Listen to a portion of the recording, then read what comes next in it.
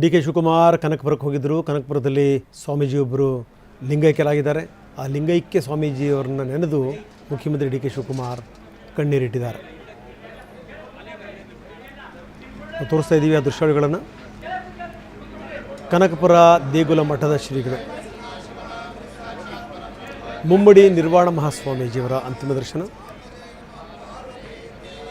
84ನೇ ವಯಸ್ಸಿನಲ್ಲಿ ಮುಮ್ಮಡಿ ನಿರ್ವಾಣ ಶ್ರೀಗಳು ಶಿವೈಕ್ಯರಾಗಿದ್ದಾರೆ. ಈ ಸಂದರ್ಭದಲ್ಲಿ ಡಿ ಕೆ ಶಿವಕುಮಾರ್ ಅವರಿಗೆ ನಮಸ್ಕರಿಸಿ ಕಣ್ಣೀರು ಹಾಕಿದರು.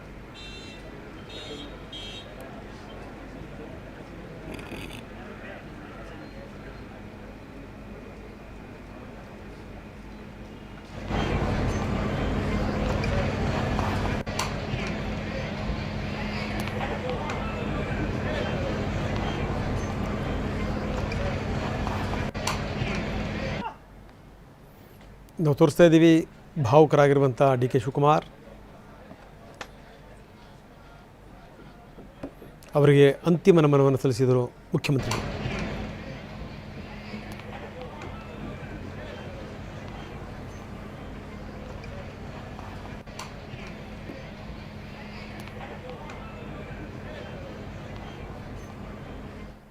ಭಕ್ತಂಗೂ ಭಗವಂತನಿಗೂ ನಡೆಯುವಂಥ ಸಂಬಂಧ ಇದೆಯಲ್ಲ, ಅದು ನಿಮ್ಗೆ ಅರ್ಥ ಆಗೋದಿಲ್ಲ. ಎಲ್ಲರಿಗೂ ಆ ಭಾಗ್ಯ ಸಿಗೋದಿಲ್ಲ ಅಂತ ನಾನು ಹೇಳಿದ್ದೀನಲ್ಲ.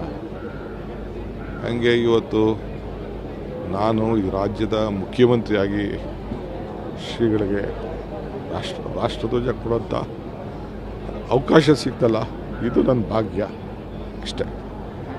ಭಕ್ತಂಗೂ ಭಗವಂತನಿಗೂ ನಡೆಯುವಂಥ ಸಂಬಂಧ ಇದೆಯಲ್ಲ, ಅದು ನಿಮ್ಗೆ ಅರ್ಥ ಆಗೋದಿಲ್ಲ.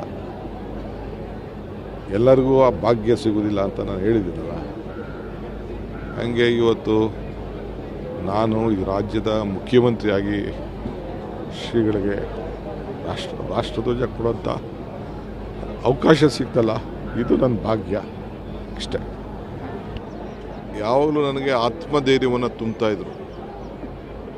ನಿನಗೆ ಒಳ್ಳೆಯದಾಗ್ತದೆ, ಈ ರಾಜ್ಯ ಆಳೋಂಥ ಕಾಲ ಖಂಡಿತ ಬಂದೇ ಬರ್ತದೆ. ಮೊನ್ನೆ ಎಲೆಕ್ಷನ್ ಟೈಮಲ್ಲಿ ನನ್ನ ಕರೆಸಿ ನನಗೆ ಕೈ ತುಂಬ ಹಣವನ್ನು ಕೊಟ್ಟು, ಅದು ಬೆಡ್ಡಲ್ಲಿದ್ದರು, ಅವರು ರೆಸ್ಟಲ್ಲಿದ್ದರು, ಬೆಡ್ಡಲ್ಲಿ ಮಲಗಿದ್ರು. ಮಠದಿಂದ ಹಣ ತರಿಸಿ ಯಾಕೆ ಇದಕ್ಕಿದ್ದಂಗೆ ಹಣ ಕೊಡ್ತಾಯಿದ್ದಾರೆ ಅಂತ ನನಗೆ ಆಶ್ಚರ್ಯ ಆಯಿತು. ಇಲ್ಲ, ಒಳ್ಳೇದಾಗಬೇಕು ಅಂತೇಳಿ ಹಣ ಕೂಡ ಕೊಟ್ಟರು ನನಗೆ.